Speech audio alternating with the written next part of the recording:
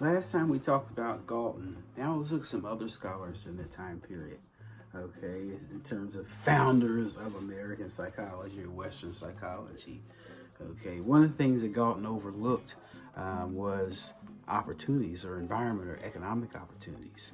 Okay, but Freud, briefly talking about Freud. Freud mainly, just like a lot of the scholars at the time, attempted to use Darwin's theory to justify the belief that Africans were inferior to whites. Okay.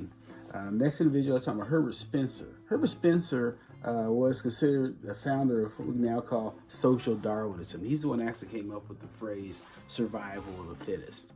Okay, the suffering, the poor, and less fortunate, well, that's okay for the greater good of society. And it's okay to wipe out folks and Africans. Well, they're just one step above the monkeys on the evolutionary scale. Therefore, it's okay to treat them in any kind of way you wanted to a certain extent. But Herbert Spencer, and he's also part of the eugenics movement, selective breeding of humans. Okay, and actually with Galton and Spencer, they weren't really talking about so much about black people. They were mainly talking about poor whites. Okay, Galton, I'm not sure either one of them ever spent any time or interacted with a black person. I guess Galton went to South Africa once, but he probably interacted. He always saw black folks as servants. But as far as knowing anybody personally, it'd be really interesting. A lot of these theorists never even seen a black person, yet they have these extreme theories about how Africans or other people are inferior. Carl Jung, he was a student of Freud. He basically just said that America it would never be great because there are too many other races. He wasn't just talking about black folks. He was talking about blacks, Indians, and Chinese were considered lower and barbaric races. So Jung didn't think much of not just black people. He didn't think much of Asians or Native Americans or Indians either, for that matter. Next individual, Edward Thorndike. Thorndike's law of effect. If you take psychology, Thorndike's law, if you do something, you get rewarded for you do it again. Hardcore behaviors. Well, he said that blacks had bad genes. This is a behaviorist now. Okay, was part of founder of the behaviorist movement. He's saying black people had bad genes. And slavery existed because they're predetermined by nature to be slaves. Which is really interesting is to think about that. This is a behaviorist, hardcore behaviorist. Okay, he also helped put together the first Army intelligence test. Okay, we'll talk about that test later on, Army Alpha and then the Army Beta test. Okay, Ferguson, Geo Ferguson, 1916, he believed that people of color in general, whether you're black, Indian, or Chinese at that time, to a certain extent, were only intelligent as a proportion of white blood they had on. In other words, that basically is used for, I guess people who are mixed ancestries to say, well, I'm more intelligent than the full-blooded Indian, or I'm more intelligent than that full-blooded person. So it's one way that we still divide each other based on that to a certain extent. Okay, but he felt blacks and Asians were only capable of manual labor. Blacks and Asians were only capable of manual labor, and basically they had defective morals. Okay. Like I said before, he didn't think any more about Asians than he did about black folks. G. Stanley Hall, first president of the American Psychological Association, he said that blacks, Indians, and Chinese were members of adolescent races.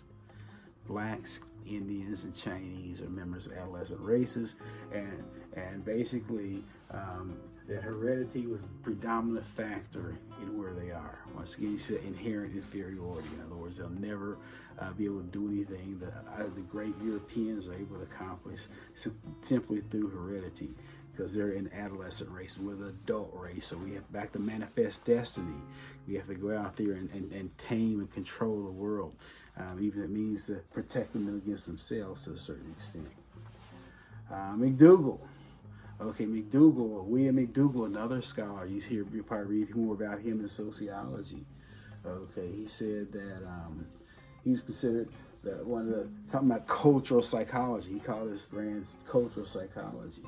Okay, he said that Europeans are superior because you can't really get any much profound thought okay, from any other of those cultures. Okay, so creativity, all those type of things are basically a part of the European culture. Criminality, and they don't have the intellectual capacity to do the kind of things that us Westerners did to a certain extent.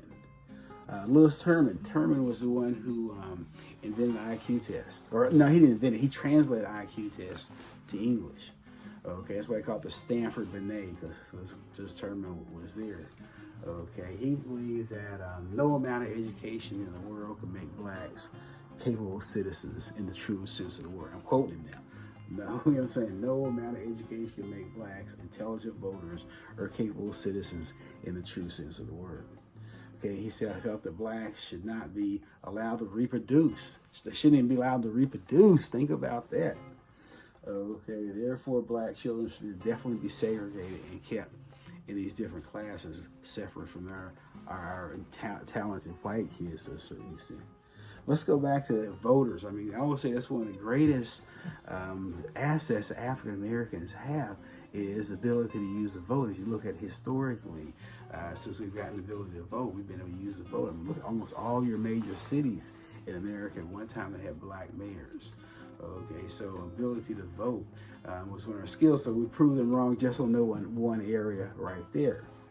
Next individual, talk about Harry Stack Sullivan, once again a famous founder of psychology, humanistic psychology. Get that, humanistic psychology. And this guy believed that blacks were oversexed beasts. Oversexed beasts, of course. That's why we got lynched. That was used to justify lynching black males, and also it justifies raping black women. Well, they're oversexed beasts. It's okay to do because that's what they're not human anyway. Okay, look at those generations of slaves who were raped by their masters.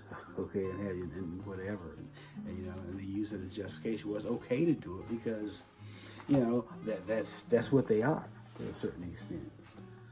And now, so we talk about this. So kind of wind up the inherent inferiority. The basic assumption of inherent inferiority is that blacks and people of color in general, but black people in particular, have bad genes, and they're basically on an inferior scale. In other words, they're on the low end of Darwin's evolutionary scale, and no amount of education or no amount is going to make that person a capable, true citizen. So let's try to, I guess nowadays, Fox News, people would say, well, just build bigger prisons.